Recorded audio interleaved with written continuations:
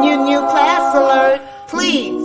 We got a new class upcoming. Who are the allies of Allah and the allies of Shaitan? Taught by Ustad Layla Nashiba. I know you're not going to want to miss this.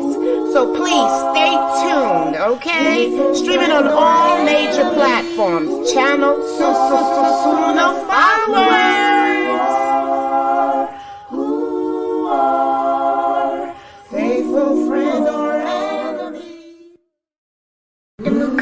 Tafsir. Where should I begin when I'm starting at the end, pursuing the higher aim, learning the meaning of every page?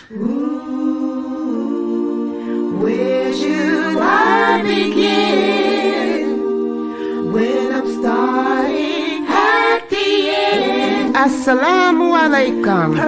Sunnahfollowers presents a new class, the Muqasid of Tafsir, being taught and brought to you by Ustada Layla Nashiba.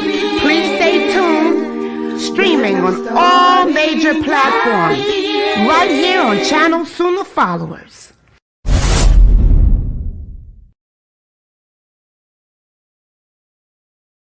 Assalamu alaikum wa rahmatullahi wa barakatuh, my dear brother and sister. I just saw Brother Muhammad here in Salat al-Jum'ah, alhamdulillah. It's an honor to speak on a very important topic. I just discussed with Brother Muhammad, and Brother Muhammad is going to speak with you, inshallah. Inshallah. But Tuesday, inshallah.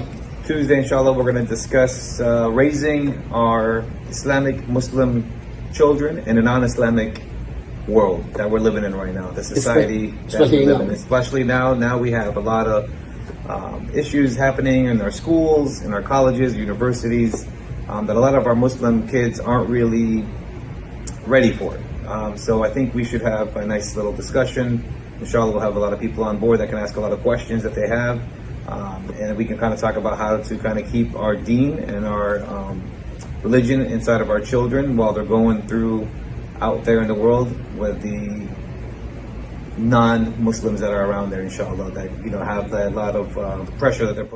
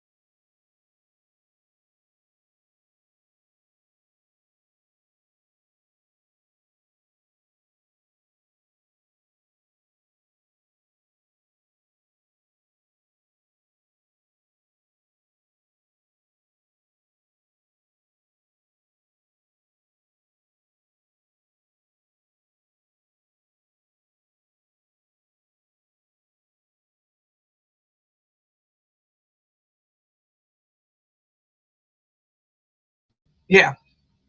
Paper. If you've got a high skill set on both sides, that's when the numbers are 130, 140, if that makes sense. You could literally be, say, a dramatic left brain, like I was 140 something. That's what I'm saying. Generally speaking, above 140 is, I think it's less than 7% of the population, human population that's been tested. Above 140 is considered genius level. Yeah, that's when I was 6, and that's when they had me. I had all these scholars teaching me this religion. I memorized all the sitta, all those thousands of hadiths. Still remember them. And to this day, I was a good investigator. I can look at a person and remember everything about they got on and everything in just that second. Oh, wow. So you're really, that's what I'm saying. That's what, let me look this up real quick. That is what we talk about. That is truly when you have strengths on both sides like that, when both sides are running at 100%, that's the blessing. That's the benefit, overt blessing, you know?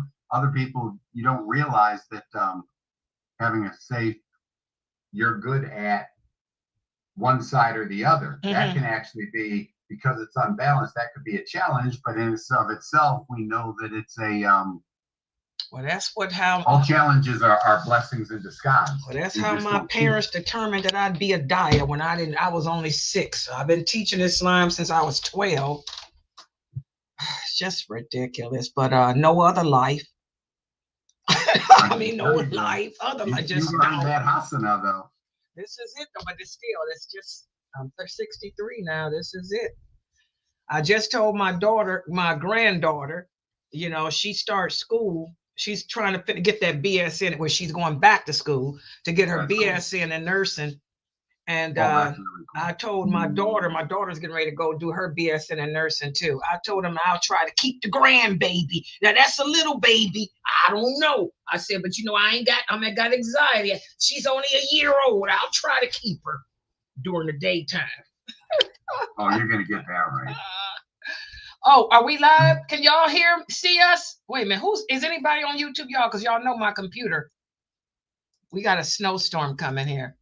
Oh, no way. Yeah, but it's okay. It's not, you know, I love it, the snow. It's beautiful. And the waterfalls. I'm out here where the waterfalls are. It's just beautiful. Did you find your cards? No, but I am at number 4. I only need the one more. Oh, here it is. There, I'm ready. Okay, let me see.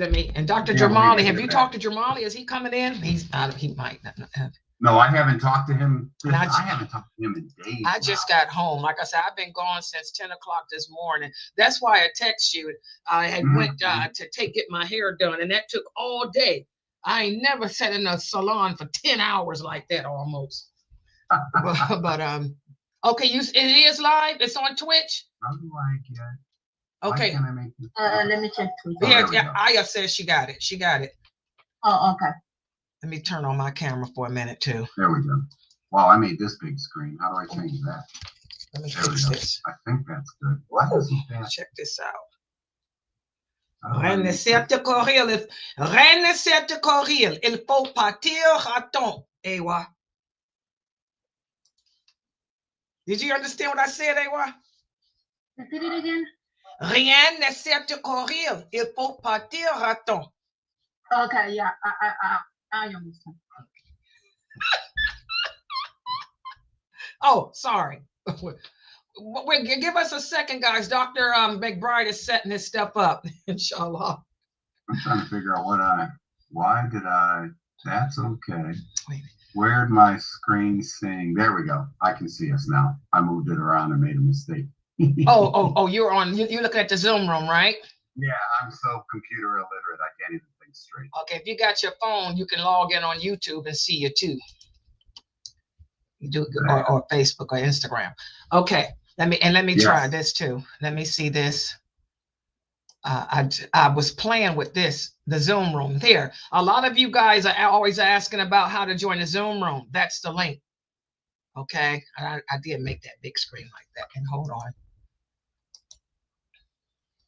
Oh, couple more seconds, guys. You know, we just got here. I just got home. Dr. McBride just got through being a doctor. So give us a second. Okay. All right, hold on here. Graduate. Okay, I got that there. And wait a minute. Wait a minute. Let me type this too.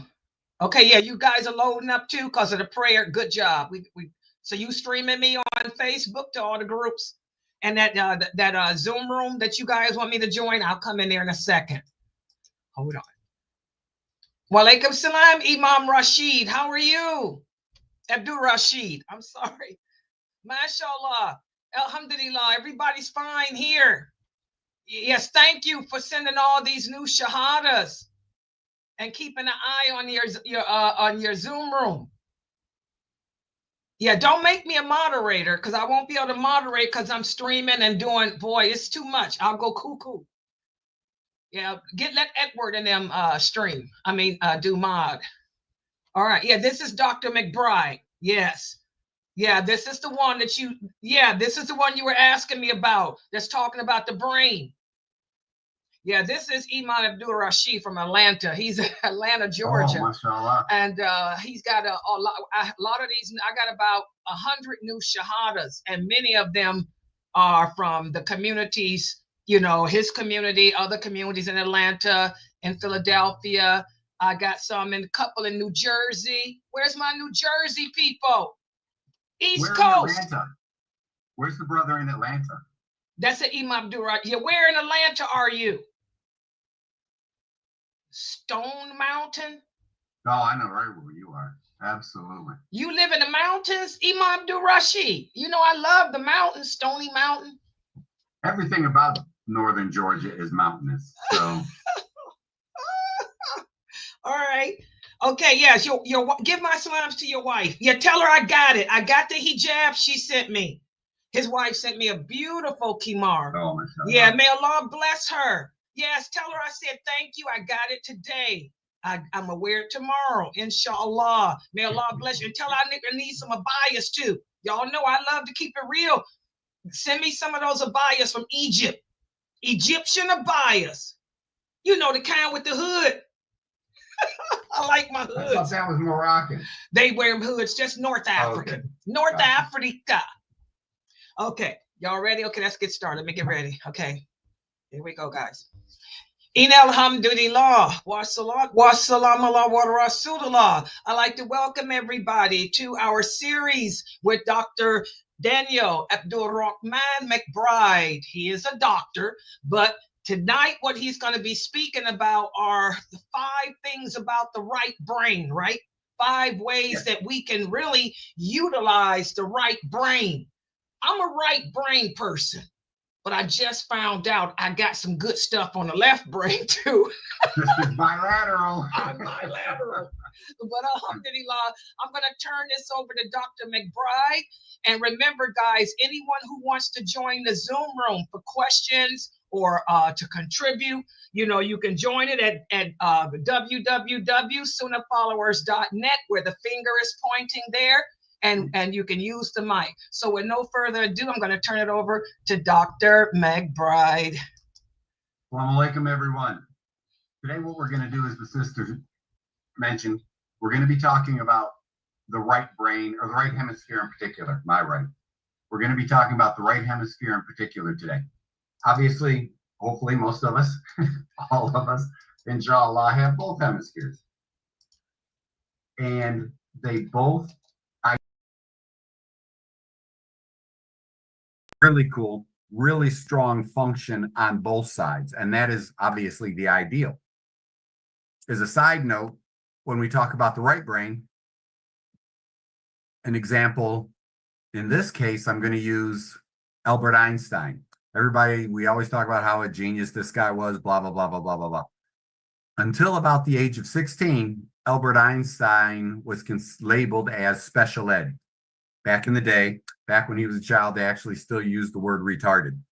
And they thought he was so low-level functioning, he couldn't get it. They literally labeled him retarded until he was about mid-teens, maybe 16, if I remember the history correctly. Come to find out, once he got out of that very structured style of teaching, he blossomed. He turned out to be a right brain genius, even though he was also skilled at playing the violin. And that's what he would take as a study break, was musical instruments.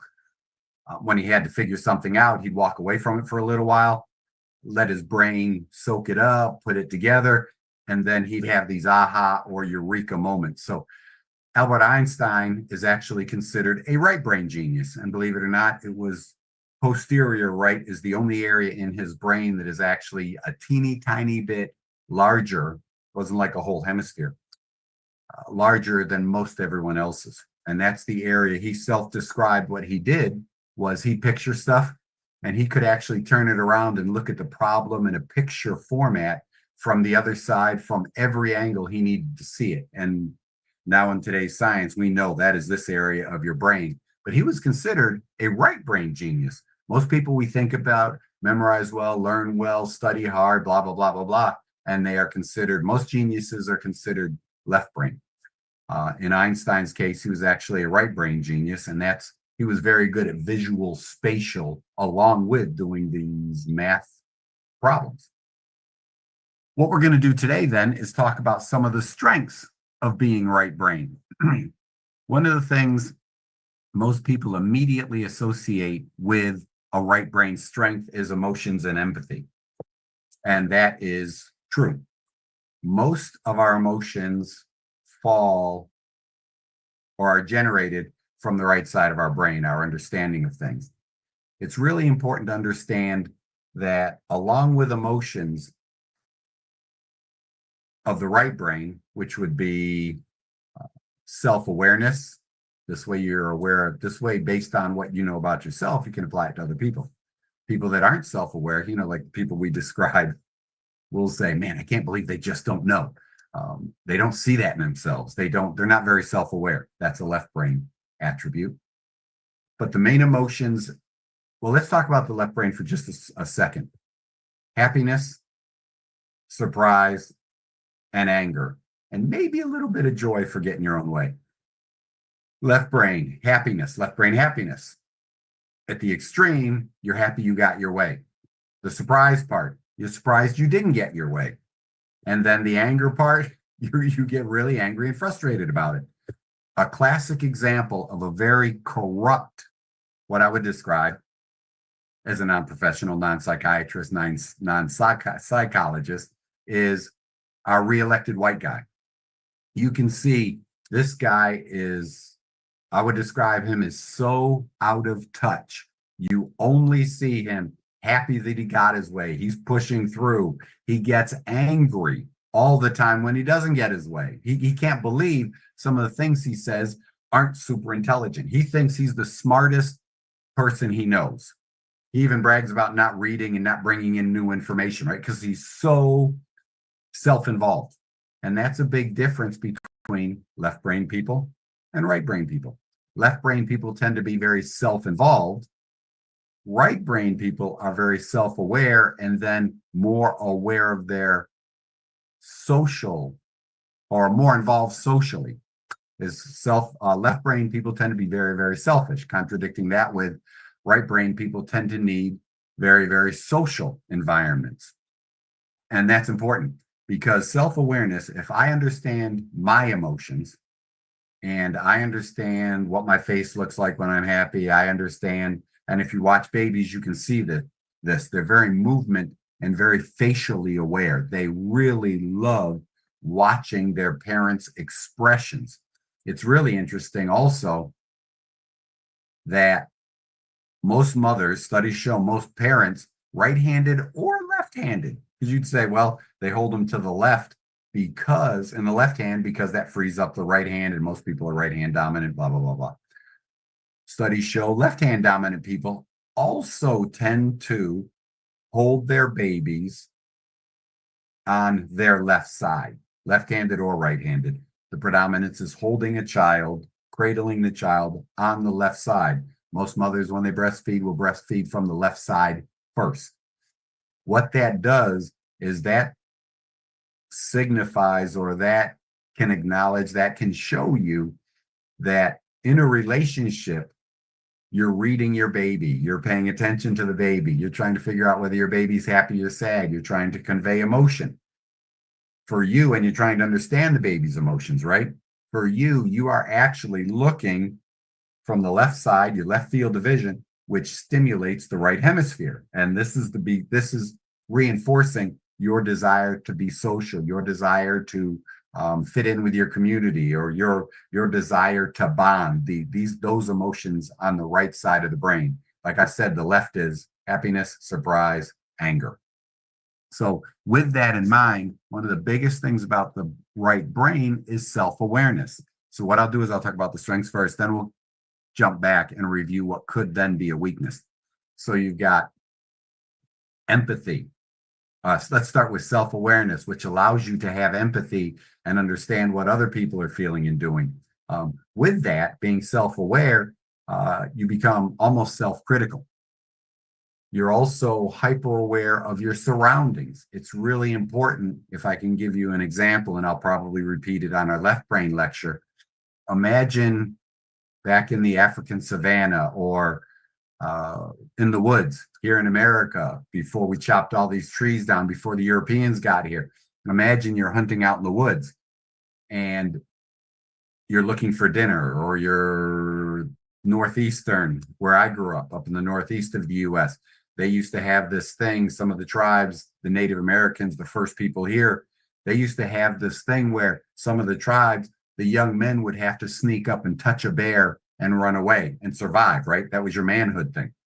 So imagine if that's not a myth and a true story.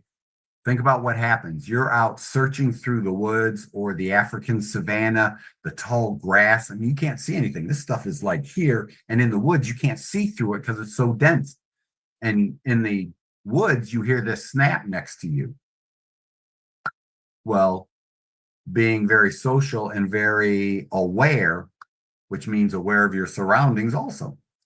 That's part of the social stuff. You want to see how you fit into the community, how you fit into the room. Imagine you hear the noise, boop, you look over, you start paying attention to it. You're very aware of your surroundings, because like in the African savannah, the right brain and left brain are going to see the grass move with the lion, crouched, stalking, right? And then it freezes. The grass doesn't move anymore. The right brain has it's called global, and it can also be sustained global attention. The right brain will look over and pay attention to that savanna, that grass. The right brain will look over and make sure that bear's not hunting them, that they are still the hunter. In the savanna, the right brain hunter will pay attention to that grass, even though it's not moving anymore. The right brain will, again, make sure they are the hunter, not the hunted. The left brain, very reward driven, short-term attention span, or focused attention. It looks over, I'm hunting, no reward, looks away. The right brain pays attention to make sure that lion, that the hyenas, they don't sneak up on it, right? So that's how the left brain and right brain person work together. Short-term, goal-oriented, striving, achieving something. The right brain, more global, more big picture. And that's how then you can go into society. You walk into the room, you want to measure the room. Your boss is there, some coworkers are there. What are the dynamics? How do I fit in and become socially acceptable in this environment? Because back in the day, if you got pushed out of the village, you got pushed out of the tribe, you were at a huge risk of not surviving. So self-awareness lays down the foundation for once you understand yourself and your own feelings, you understand how that fits into everyone else. Now, when I see you smile, I understand you're happy. Or, for example, if you smile and I see the smile doesn't reach the eyes don't react, they don't crease, they don't do anything, then if I'm good with a right brain and weighing in on facial expressions, I see there's a hesitation. It doesn't reach the whole face, these political smiles.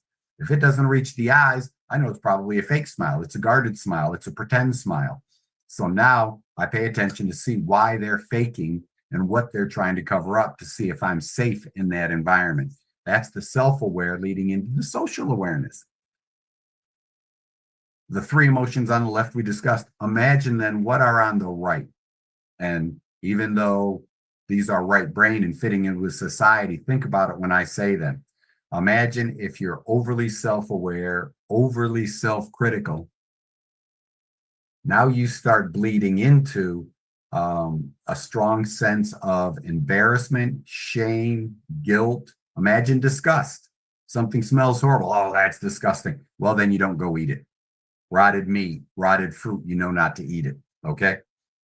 These will all keep you alive. But at the same time, those same emotions, you want to avoid being embarrassed. You want to avoid doing something shameful. You might feel guilty about it. So that helps the frontal lobe prevent you from doing something that might get you pushed out of your tribe, your village, your community. So self-awareness leading into the right brain skill of socialization and social fitting in is a huge foundational understanding of the right brain. And that's why a strong right brain without a balanced left, these people, that's where most depressions come from, is a super strong right brain. Because if you're super strong without the balanced left, then you start feeling guilty about everything. You start criticizing everything you do. We talked about this before. A lot of people with a strong right brain, believe it or not, they'll maintain eye contact, but then they try to look away. They try to avoid what we call focusing on each other because it's too strong. They'll criticize themselves. A lot of these superstars, these songwriters, these famous entertainers, even famous athletes, strong athletes, a strong athletic potential, the right brain controls the large muscle groups, which tends to push you towards athletics. They wear sunglasses because they don't like the contact. They know what your eyes mean, and they think you can read them even more by looking at their eyes. So that's hugely important, the strong right brain. So a survival skill, trying to socialize, if unchecked, can push you right over into all this self-criticism stuff. Self-aware can move into self-critical. But at the same time, if it's balanced, awareness, global attention can also help keep you alive and get a better understanding of what's going on around you. These are the big picture thinkers. There's a real good book. Actually, I'm working in it right now for another project I'm doing. It's called The Master and His Emissary. The right brain is the master. That's the global, that's the goal setting, that's the big picture thing. And then the left brain is the small, the goal achievement. When we talked about Ramadan, we talk about what I'm going to have for breakfast tomorrow. What time do I have to get up? What time do I have to finish eating? I've got to pray. I've got to do. Then what am I going to do? What time does dinner come in? Or what time do I break fast?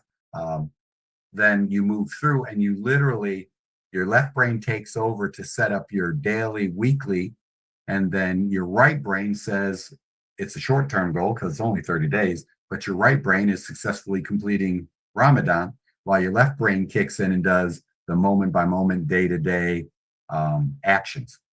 Then we also have, like I said, the more self-aware you are without being selfish and self-involved. That's a left brain issue. The more self-aware you are, the more likely you are, along with empathy, along with understanding people, is to develop empathy. Because now there's something called a theory of mind. The theory of mind is when you can actually put yourself in other people's shoes, so to speak. You can actually understand what they may be feeling based on how it would make you feel. You can understand what they're thinking. You can pick up on the train of thought. There's a lot of research that shows friends, married couples, family members, my kids and I, we start talking.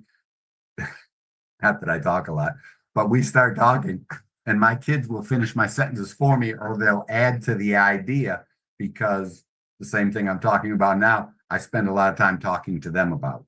I really think this brain stuff is critical to avoiding. Say you're a right brain, and one of the things you realize is, holy cow, my strength is self-awareness. That helps me be a good social, a good friend, good empathetic. But wow, I self-criticize myself a lot. I criticize myself a lot. Well, the thing is, that's just a demonstration of your right brain skill. And if you understand that, and as we add the left brain talk next week, as you understand that, rather than criticizing yourself for it, look at it as a strength. Holy cow, yes, I'm self-critical. I got to work out of that. But that means I'm very self-aware, and I usually pick up on other people, and I feel a lot of empathy for other people. I donate to charity for other people. There's a lot of good things with that. And then what you do is, if you're really overly self-critical, then what you can do is, since you know that's a strength, that usually means you're more emotional and less logical, and you let that emotional side take over. Well, what you can do is move it over. That's why I was talking to my older son today, and we were talking about something, and I mentioned research shows one of the things about journaling is you're actually taking a mechanical action. So you're moving it from just a thought out to you're taking an action step to get rid of it. And then what you do is you list, for example, you list all the good things about being self-critical. You take care of yourself, you avoid smelling bad. You make sure you're at the top of your game, hopefully. At the same time, you can also write down, what can I do to stay self-aware, but what steps could I take to avoid being self-critical? So you write down all the strengths of that, of being self-aware. Does that make sense? So now you're moving it from just an understanding, a feeling, over to here's a couple of action steps I'm going to do. Every time I start to be self-critical, I'm going to write down another reason why being self-aware, empathetic, emotional is a strong point. Now you bring in the logical side and you control that, and you train up your left brain to match your right brain. Because you definitely, if you can be 130 IQ, 140 IQ or more, man, that's genius level. Because high emotions, you may be 100 over here, but then your logical, your verbal skills, they may be a little bit lower. So you're lower here, so you test out as average, but you're actually a right brain genius. Like Einstein was a right brain genius. He had huge, gigantic, strong right brain skills, but he wasn't really good with that structured, pay attention to every assignment, get everything right, spell every word right. He was too busy thinking about the big picture, wasn't he? So he was a genius, but he didn't test out well.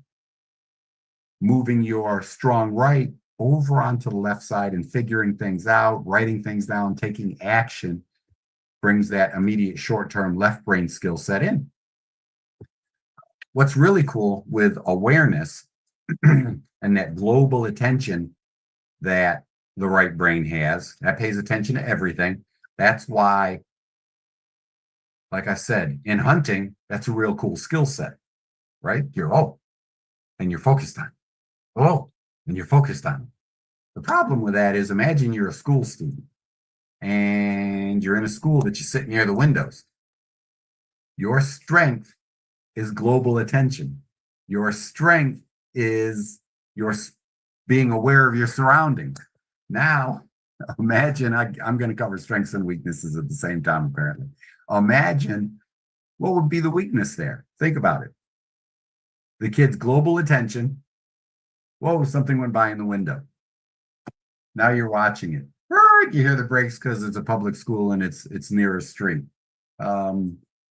You're trying to take a test. Every time the kid across the hall sneezes or fidgets, you look up to see what's going on. You have to come back and you have to focus down again. Think about how distracting the environment can be for a child or an adult, a child or an adult that has a very strong right brain skill set, and everything, they're not losing attention. They just have such a broad attention span in terms of distance rather than length of time. But at the same time, a strong right brain with the word inhibition, or a balanced right and left, the word inhibition comes from the right, because that's also, remember, embarrassment, disgust, shame, guilt. So the right brain tends to inhibit inappropriate behavior, fit in socially, while the right brain will also inhibit distraction when it's balanced with the left. Now you've got a kid that is told to take a test. He hears noises, but the test is more important. You see what I'm saying? So a balanced right and left The right brain inhibits fading over to the distractions and stays focused right here. And it is really good for long-term attention, that 100, 200 question test. Woo, I got to tell you, when we started hitting 100 and 200 questions with a test, man, even though I've got a lot of schooling in my background, it was hard because I'd start thinking about other stuff. I'd start to lose focus. I had to remind myself how important this was. And imagine what takes place in a teaching environment, not even a test. The teacher says, okay, look up at me. So now I pay attention to the teacher. Now the teacher says, okay, read that passage. Now look up at me again. Look at the chalkboard, write that down, look up, write down. Man, that is hard for a person that is a right brain, because now, strong right brain, weak left. It's hard for them to shift focused attention back and forth, if that makes sense, when it's weak like that. Because the minute I look up, now I'm distracted, I'm looking around, I've got to come back down and try to focus in, and this side's already weak. Does that make sense? So that awareness for socialization, that self-awareness, can move out into self-criticism, the awareness in your environment for safety and for figuring things out could also move out into gigantic distractions, can't focus on anything. And that's a huge mislabeling with the fidgety kid. I mean, with the attention, what we say, oh, he can't pay attention in class, when in actuality, he's paying attention to everything. So if you're that person, or you have that child or children, then what you do is you narrow down the distractions. If you've got one kid that has that issue and you have 4 kids in your house, though, the other 3 kids cannot be listening to the TV and clowning around right in the other room.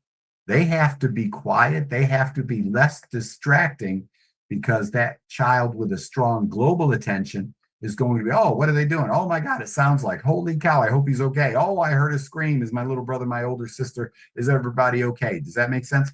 So if you're aware of this, like I tell my kids, and darn near everybody I know, if you're aware of this, now you can figure out tactics, and you'll get more when we talk about left brain on the next week, inshallah. You put these two together and you figure out what strengths are. You also see then that could become a weakness. Like I tell people, most people's strengths are also their weaknesses. So you can see how I can take the left brain and the right brain. If I'm more right brain dominant, then I've got to start using some things to train up my left brain. If I'm more left brain dominant, less emotionally involved, more focused. Your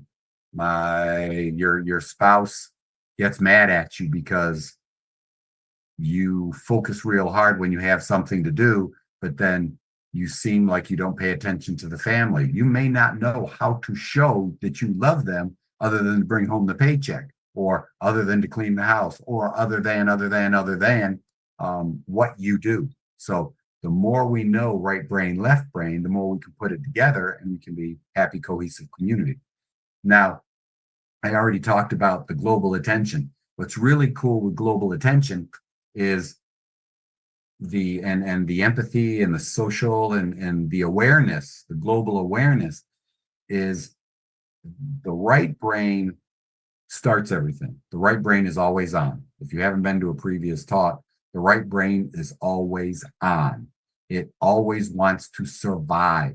Everything that comes in through the right brain, right hemisphere. Then the right brain may target something to pay attention to and tell the left brain to do that. Or if you walk into a room, social, for example, the right brain, you walk in, everybody's having a good time, socially, okay. It pushes it over to the left brain and says, okay, we're safe. Now try to fit in. Now the left brain will start looking at every individual part. That person over there, oh, are they smiling? Are they happy? Are they talking loud? Are they talking sad? So that I fit in with that part of this event. Then it'll look over here, fit in with that part of this event, fit in with that part of this couple. Who's in charge tonight? Who should I talk to? Who should I pay attention to? What should I do and say? That's the left brain breaking things down, and we'll talk more about that next week. So imagine now what takes place with that. Which side, let me ask you, which side, right or left, would be your misinformation detection system. Think to yourself, you can even type it in if you're feeling strong and brave today. Which side is your, what they call in society, which side is your BS detector? Which side picks up on misleading information? Which side picks up on the deception? It's going to be the right side, because the right side actually thinks outside of itself. The right side actually puts things together from a looser perspective, right? It's aware of its surroundings. It's one of these things where it picks up sarcasm. It understands sarcasm and metaphors. It picks up the BS. If I want to convince you that the lie is the truth, you do two things. And hopefully all of you learn from this to catch everybody that's trying to deceive you. Don't use it against people. That's not right. But the idea is, if I can get you emotionally involved in the subject, if I can stimulate fear in particular, fear is very, very motivating. Fear and pain, right? If I can get you fearful, stimulate that amygdala and the fear part of everything, and then I throw, whether it's true or not, I just throw pieces of information at you. Like, embarrassingly enough, that whole thing about that Haitian community, I think it was up in Ohio or somewhere up there, the Haitian members of the community, and someone got it on picture showing a man carrying a duck he caught or some kind of an animal. And of course, the picture was true. Here's a guy, maybe he's carrying the dead duck, maybe he bought it and killed it himself for dinner, whatever the case is. Maybe he found it along the side of the road and he's going to take care of it. It doesn't matter the why. The fact is it was true. There's the fact of it. That appeals to the left brain. Then what they did, oh my God, look, they're taking over. They're going to kill your animals. They're going to eat all your cats. They're going to eat your dogs, blah, blah, blah, blah, blah. So what they did was they stimulated, they brought in what could be a global, it's a truth, but then they threw in the fear, they threw in a truth, a fact, logic, but they surrounded it with fear. Now they can actually do lie, lie, lie, lie, lie. If I can stimulate your left brain, particularly with fear and compartmentalization, linear thinking, we already know your prejudice against non-white people, the reelected white guy's base. You're already prejudiced against non-white people. So now I'm going to throw this in there and I'm going to further stimulate your fear. Now you're a follower. The left brain does not pick up on truth or falsehood. The left brain only goes with what it knows, what it sees. It's the right brain that is the BS meter, is the misinformation meter. So when you look at something, the first thing you should do is ask why, not what. That's a left brain thing. Ask why. What's the big picture? If you're reading, for example, autistic ADHD, and as the sister was saying, generally, not her, but generally speaking, photographic memories. You've got that step by step. You understand, you parted it out, you brought all those parts back in, and you understand how they fit together, and you can memorize, because letters are part of words, and you recognize and stored that. Words are part of sentences. You recognize and stored that, but you didn't get the understanding. Does that make sense? So the right brain has this global picture, this global understanding, this global awareness. The right brain is aware of things outside of itself based on its own self-awareness. The left brain then is very selfish and very self-involved and not very self-aware. I mean, like our reelected white guy, who says the things he says and isn't embarrassed, ashamed, and is disgusted as so many of us are, right? And then finally, and that's all part of that global attention, wide vision, worldview, outside yourself based on your own good self-awareness. Finally, we've got, with being a misinformation detector, One of the reasons, or the strongest reason for that, is your right brain is also your morality, is your moral guidance based on that awareness, that empathy, that feeling for others, that what I talked about as the theory of mind. You understand that the harmful things you say, you do, you wouldn't want that to be, wouldn't want it to happen to you, so you don't do it to others. There's the empathy part. Does that make sense? So the morality is also on the right side. Now, left brain people can be moral too. I don't say, I'm not saying they're not. But what takes place is with a corrupt left brain, like our reelected white guy, he is so corrupt. You can see there's no moral code in there. He's just self-involved, not self-aware. It's like I said, and everything he comes up with, since he doesn't bring in outside information, he doesn't read, he doesn't like that stuff. He wants facts, he wants mechanisms. The only thing he pays attention to is what he can accumulate and what is useful to him right now. And his big picture goal is just to accumulate more and stay in the news, for example. He loves being a video, what do we call it? Reality star, right? Everything's a reality show to him. And it's all fake. It's all made up. He doesn't have issues with that. The right brain likes reality, believe it or not. The left brain likes the artificial. The left brain is VR, creating, human-made, creating your own reality, not reality itself. Does that make sense? So with those, I'll summarize real quick. With those, we'll open it up to questions. The first one was the right brain strength is self-awareness, which leads you into social awareness, which leads you into empathy and theory of mind, which is really cool. The third is the misinformation detector. It's also the global awareness, global attention, and the morality. The right brain is your moral code, your moral guide. Does anyone have any questions about what we've just talked about or anything we've previously talked about? You can certainly type them in and the sister will read them to me. I have a question. Yeah, Sister Layla. Is that Brother Efnan? Yes, Okay. yes. I'm a right brain thinker. Uh-huh. And sometimes when I listen to lectures, I try to visualize what I'm sorry, let me pray. Try to visualize what they're saying and create pictures. What they're saying. And then sometimes whenever I try to visualize, I get caught up of what my vision is of what I'm visualizing, and I miss the whole lecture. I was thinking, do you have any like strategies for me to do to stay focused, or to not try to visualize, but just try to, I don't know.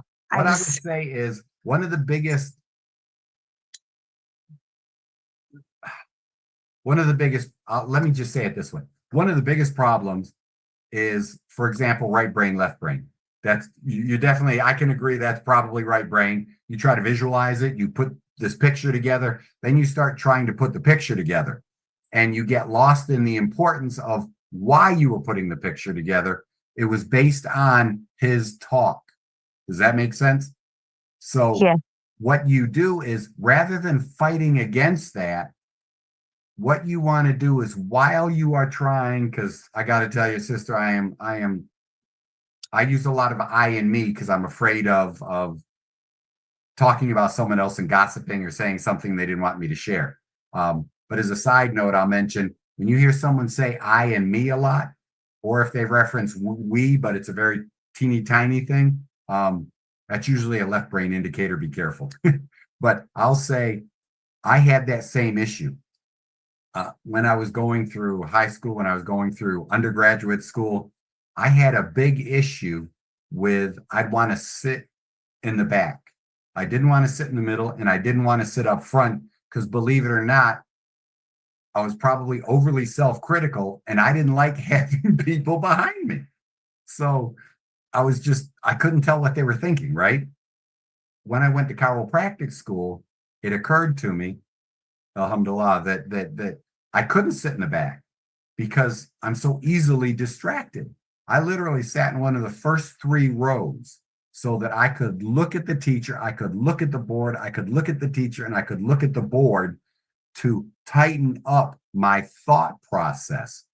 And God forbid I'm sitting in the back and I'm trying to pay attention to him. And like you say, he's so far away, he or she, they're so far away from me that now I'm easily distracted because there was, for me, if this works for you, there was no immediacy.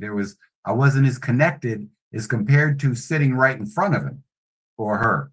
And especially the more boring they were, the more I wanted to be up front because I was so self-aware and so easily distracted that I figured if the teacher could see me, most teachers talk right up front, right? If the teacher could see me, I had to pay attention to them. Does that make sense? So that allowed me not to wander as much in my mind, if this works for you. And I literally, I was right up front, so I didn't have to. I also, it helped me be self-aware, self-critical. Oh my God, does he see me fading out? Does he see me not paying attention? Is she getting mad at me because she's looking at me a lot? I'm getting nervous, so I concentrate more. Does that make sense? Yes. Because I got to tell you, that right brain picturing thing, do not forget Einstein, in terms of like modern intellectuals. Einstein was a right brain genius, and he bragged, or he described, they often asked him what was his skill set, and he said, I don't know, I just look at things from every side. That's what I was talking to my son about this today. He has the ability to look at everything from everything. And I said, man, I may be right brained, but I'm not that right brained. I can't look at it from the other side, if that makes sense. I like the picture, but I can't see the shape on the other side. You may want to literally move up in the class, or if you're on your computer, sit down and focus and lean in and do body language stuff that trains that in, or write things down as you're trying to picture it. Write down what's being said, and that may allow you, because when you start using words, verbal is very much a left brain activation. You focus on the words, and that will help stimulate your left brain, and maybe you can train it in for more focused attention rather than global attention and picturing everything. I'm sorry. I was going to say, I tried the writing, but then I started writing and I was like, okay, this is misspelled wrong. So, and then it goes off into another thing. So I just put it on closed caption. That has helped me so much. Closed caption. Awesome. That's what I'm saying. Now you're reading this stuff, and yes, you left brain that even without asking me. You literally left brained that without even asking me how to do it. That's brilliant, because verbal involvement, reading, writing, rather than listening. I'm a listener. I prefer listening.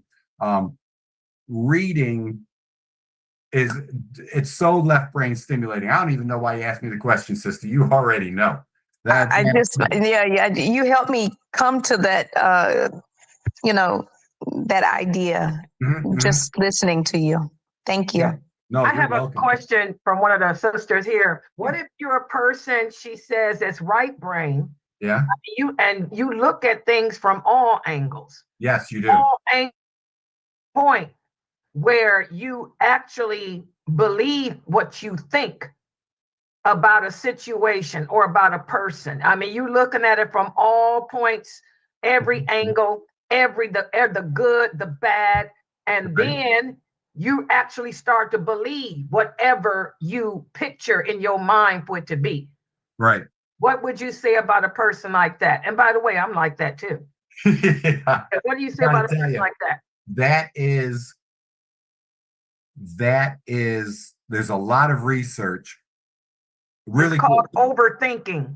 That's without what a doubt. Tell me that I overthink too much. But I don't, in this case, the way that sister described it is not overthinking. When you believe what you're thinking, I'm cool with that, especially if you looked at it from a global perspective.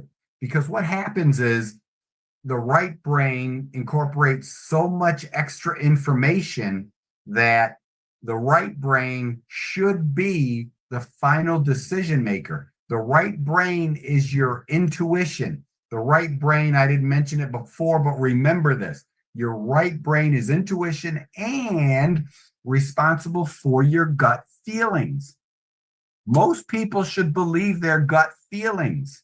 If your dog is barking and growling in these movies, right?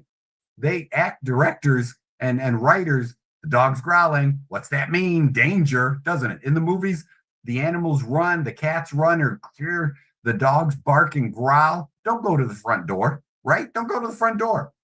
Get out, hide, pretend you're not home, whatever the case. When the dog growls, dogs don't rationalize.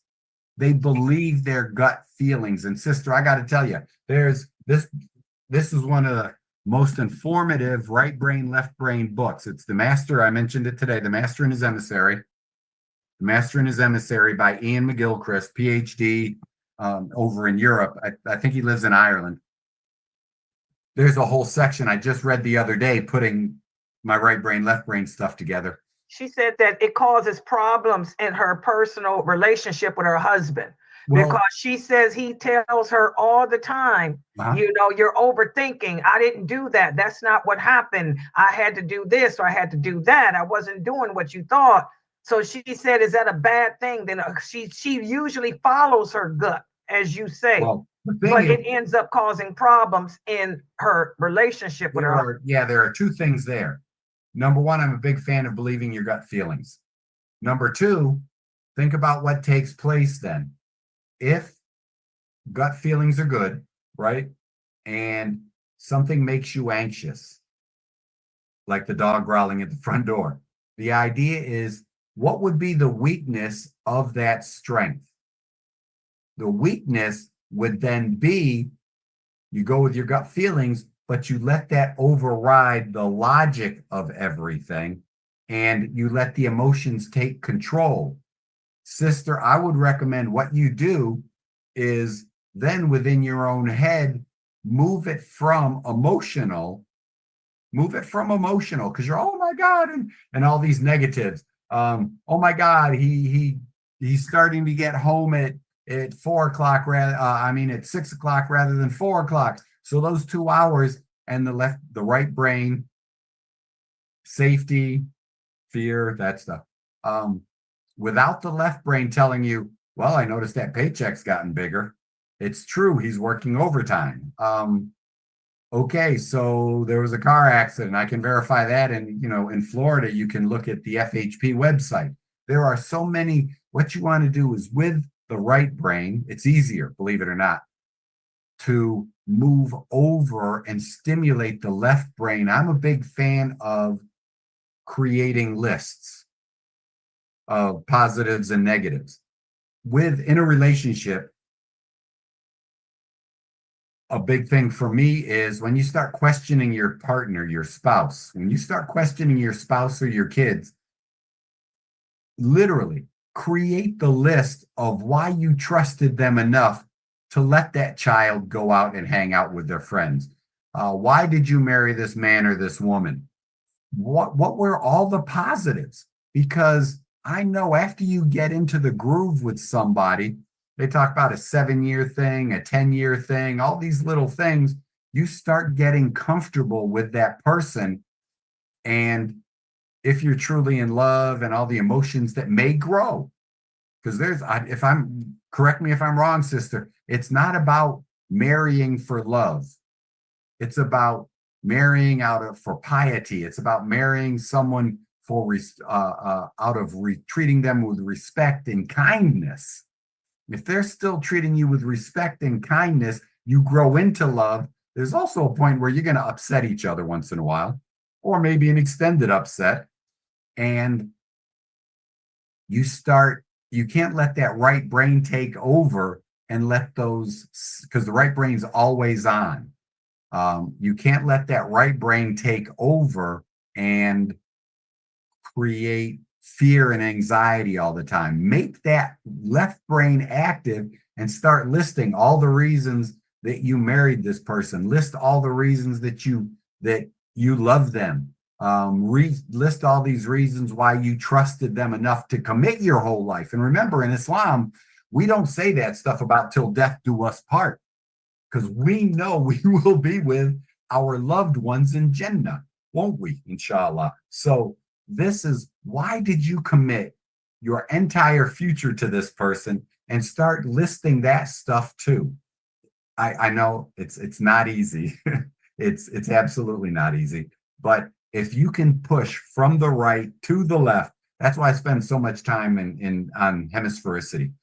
If you can push from the light or from the right and create a left brain action, like, again, write it down, verbalize it. Oh my God, I'm going to spend the next 3 minutes, like when we're done here or right away, turn me off and say, I'm going to spend the next 1 minute, 2 minutes, 3 minutes. I'm going to list all this guy's good qualities. I'm going to list every one of them. I'm done with it. I'm going to list every single good quality and then see how I feel.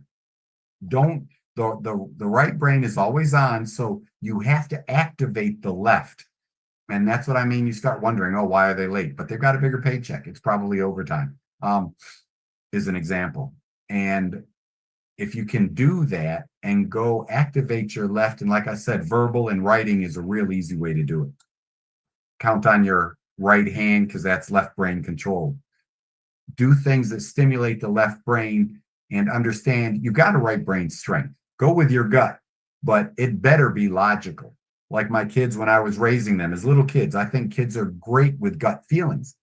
And I always told them, growing up as a Catholic and stuff, and in the whole non-Muslim world, I was worried sick about, having kids. And I'm a guy, and I'm really like stereotypically guy a lot. I got to protect my kids. Oh my God. And you know how you are as parents.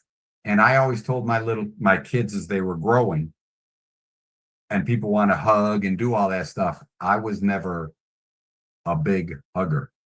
So for me, it wasn't an issue. And I told my kids, if you don't want to hug that auntie or that uncle, don't. And if they keep asking for one, run over, grab my leg as little kids, and I'd say, I'll tell them no. That they're hugging me or they're grabbing onto dad, I should be their safety place. And that was their gut feeling, and they'd run to me. And that was because I believe in a child's gut feelings. And then my kids later, they grew into, they could trust my daughter. I asked her, why haven't I had a Me Too moment with either of my girls or any of my 4 kids, my boys too? And they said, Dad, because you told us that we can be separate, that we can be ourselves, that we can say no, that you trained it into us. And I was like, okay, cool. So they learned to trust the gut feelings and to take an action step. So they were never overwhelmed, if I can say that. They were never overwhelmed with fear, because they learned early on and they projected it. If you meet my girls, in particular, people associated with girls, but my kids are very much, they go with their gut, but they bring in an action step also, if that makes sense. And I got to tell you, train in with right brain people, and let me blend it over into everything. You got to move away from, if you can, you got to move away from the self-critical and fear side. It's important, don't leave it, but move it over into logic and say, how logical is that? How much sense does that make? Let me break it down if you have the time. Let me break it down into steps. Let me see why I'm fearful, why I'm overthinking this, the core is, why don't you trust your husband and why don't you believe him? Is there proof for that? And if you tell yourself no, then remind yourself of that. There's no reason why I shouldn't trust him. I should be able to trust him. I trust him, I trust him, I trust him, I trust him. And that's what you focus on. And every time you start to think it, you write down, I trust my husband, or whatever the case is, if that makes sense. Okay, we got a person here that's asking, what if you know a person or you have a person? I'm assuming this is a spouse issue. Yeah. Couples. Yeah, it's okay, bro. You can be real. He said, what if your wife? Yeah, go ahead. He done changed it. Wait a minute, he's retyping. Now remember, you guys, I am not a counselor. Right. He said, but what is this? This is a problem he has. Okay, I can try to reword it for you. He said, this is the problem he has. His wife always thinks, or a person always thinks, that everyone has something from their childhood that they're hiding. Mm-hmm. And they're always trying to get you to confess to having something from your childhood. He said, but everybody doesn't have a problem from their childhood. Right. I had a happy childhood. Right. He said, but other people are always saying, come on now, get real with me. You know something happened. He said, what kind of brain issue is that? I got to tell you, there's a real right brain or left brain there. You can look at that, and these people, it's transference is a word. They are so locked into it's like an opinion, if I can say that. Most people, when they share their opinions and they're telling you about yourself, they are actually not telling you about yourself. They're telling you about themselves. Like, brother, oh my, you have to have something. Well, maybe you don't. You don't have to have anything. He said that's what his first thought was. He said, Sister Layla, tell the brother, that was my thought. Every time she does that, I say, well, she's speaking for herself. Done. She needs to see a counselor. He said, I told her she needs therapy to work out her issues because I don't have anything to hide. I have no skeletons in my closet. And that's, alhamdulillah, it's literally what a blessing that is, because so many people do, apparently, like, right? We know so many people do. Most of us, we all do. Well, no, not all of us do. And it's also a sign of, one of the things you can also look at is there are 4 different attachment styles that are real popular now. And only one of them is a secure attachment. And that usually means they're secure with themselves. They're the ones that don't need you to reinforce it every minute of every day. You walk in, or say you leave the house and you're one of those secure guys, and as you're leaving, you might want to develop a habit of, baby, I love you, honey, I love you, it's I love you. She may need that reinforcement, that stuff kind of thing. Or you may need it, depending, for all of us, you may need it. So it's literally the secure attachment style sounds like what this brother's expressing. He doesn't have any issues. He's real cool with himself. Hopefully, you're really cool with your spouse and your family structure, all that stuff, your kids, and it's the secure attachment is safe and safe to be around. The problem is we aren't always aware of the needs of the people, the other 3 styles that are insecure and there's explanations for each one. They could have had a parent that was home, but didn't form attachments. They were absent parents, right? You can be an absent parent and still be at the house. You could be so self-involved, or you could be the parent that they only love you when it's convenient. So now you're confused. There's so many little things, and there's only one secure attachment style. So, and that goes right into biases. When we talked about a couple of weeks ago, biases, your environment, your upbringing trained you to be the way you are. You had a great childhood. You may be real secure. I tell people I was blessed with the parents that I had. And even though I come from a divorce, my mother remarried a great guy who marries. I'm at the time, picture this, talk about positive reinforcement. This guy fell in love with my mother. Oh my gosh. Knowing she had 4 kids. I was the oldest at 14. You've got 4 boys. She was an OR nurse. He was a surgeon. He was the chief surgeon of our hospital, of the hospital in my hometown. There were 2. He was the chief surgeon of our hospital. and he was divorced. He raised 2 daughters already. Now he's going to marry a woman with 4 boys. Everyone in the hospital that knew my mother knew us. The McBride boys had broken bones, injuries, it seemed like one of us was already there. Think about how great a guy I was blessed with, that he fell in love with my mother, met us, and raised us like we were his own, like he did his 2 daughters that were older than me. Okay, we're already adults, college graduates. And so think about, like the brother says, man, that's a great life. And but then you might even have personal issues from something else. I don't know. Okay, another question here. The sister here wants to know, what side of the brain does a narcissist work? Yeah. Woo, we'll talk about that next week. If I can say, that's my left, in case the camera flips it. The left brain is very narcissistic.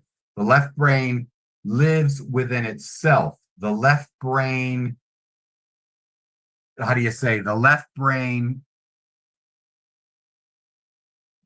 it believes itself. The left brain is selfish. The left brain likes to accumulate. The left brain is, all of this stuff will be next week, but all the psychopathies, not all, almost all of the psychopathies, psychological pathologies, okay? Almost all of the brain pathologies for behavior are left brain psychopathies. And I'll give you one example: schizophrenia or narcissism, but schizophrenia is easy for me to explain. Picture the person is schizophrenic. They start hearing, they might be hallucinating with voices. They might be hallucinating with visual stuff. They might be hallucinating with a bunch of different things. They are usually so low in the right brain that they are not self-aware. They are detached, believe it or not. They are detached and not grounded within themselves. Imagine that lifestyle. So now let's just take it to voices. Imagine they are so schizophrenic or so unself-aware. I do a lot of self-talk.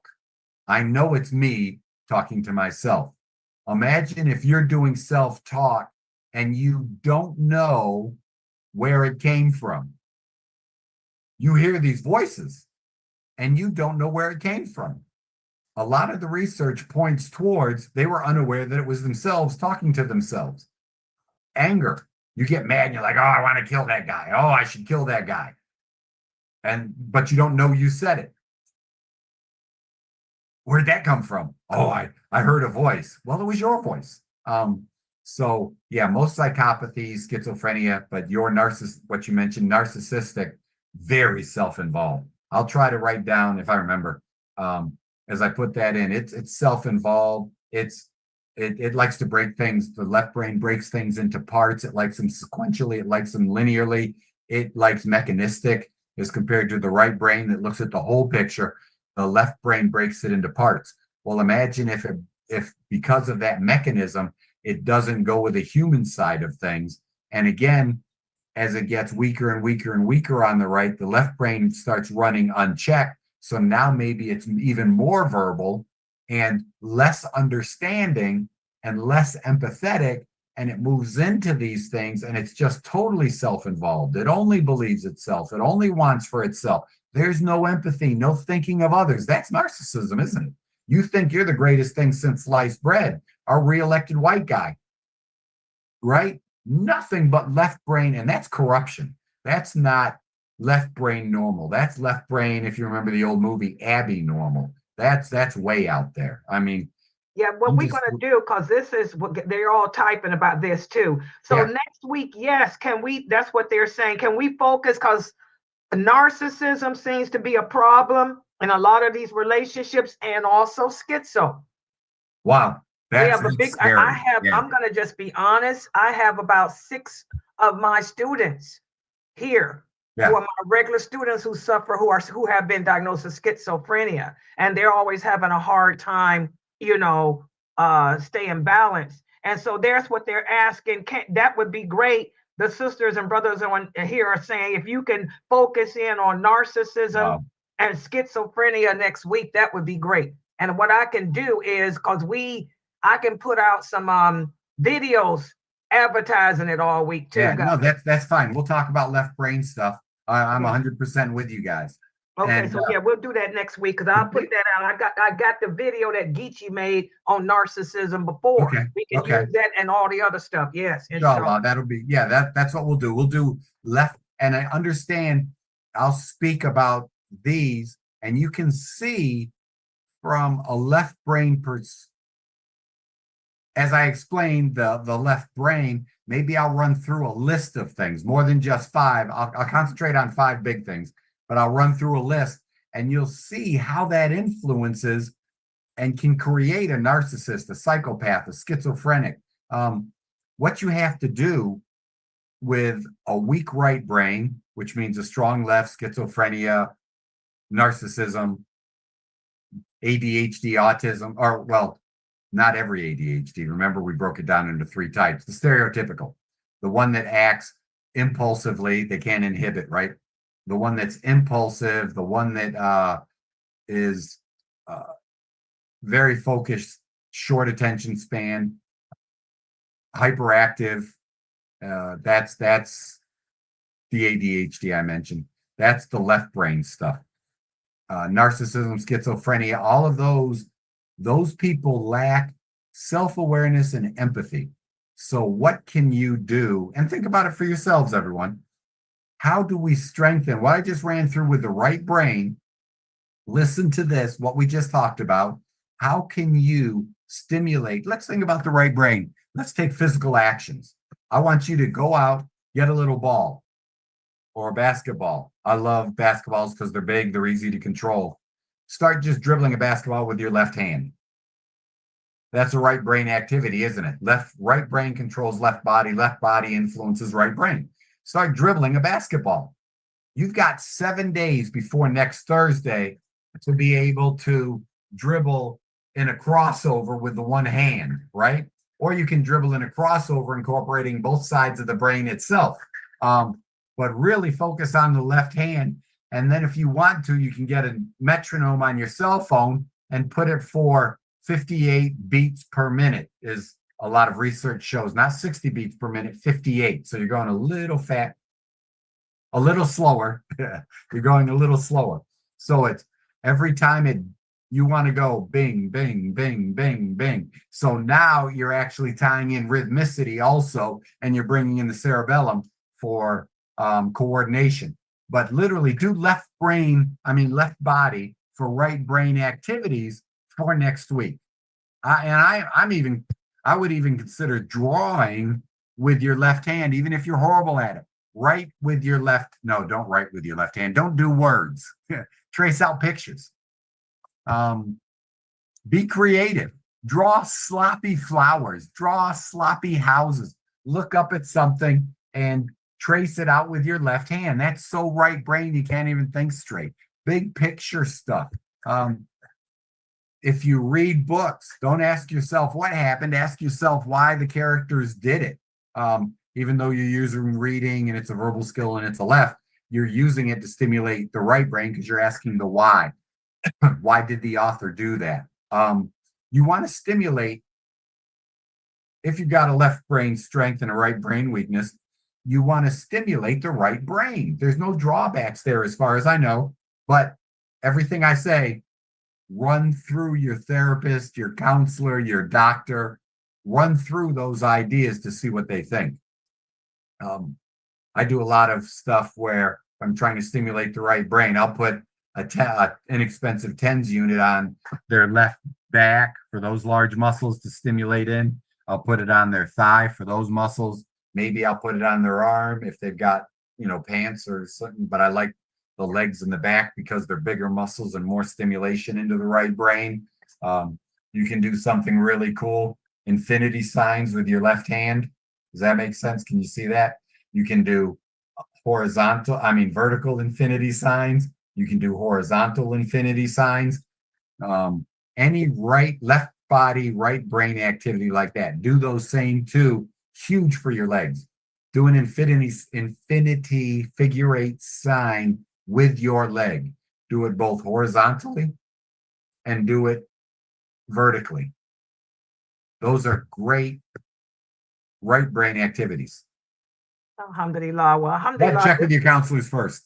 Alhamdulillah, this was a very good class, alhamdulillah, and everybody is saying thank you so much for sharing all of this with them. Alhamdulillah. And alhamdulillah, everybody's typing how they can't wait for next week too, because they love to talk about this narcissism, because it seems like so many of us are know people who are narcissistic, and how to deal with them, and you know, how to recognize it even with yourself, because most of us have, I have some narcissist qualities. I'm not a narcissist, but I have a couple of them, just a couple, you know, but subhanAllah, that'll be a great topic for next week. So I want to thank everybody for joining, and let me remind y'all too, we're supposed to have Sheikh Saud, isn't this Thursday? Because I just got home before Dr. McBride claimed.